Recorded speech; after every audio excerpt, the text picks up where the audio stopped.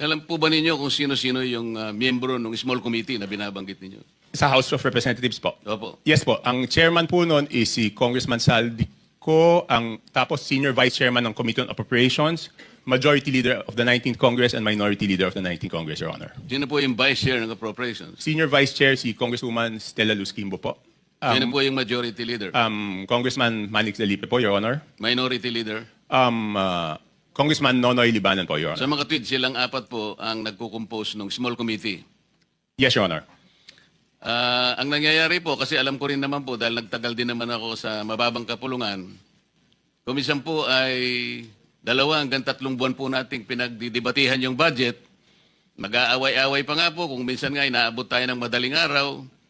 At katapos-tapusan ang sinasabi ninyo ay 4 na tao lang pala ang gagawa ng mga bagay na inyong gusto sanang malaman kung anong nangyari.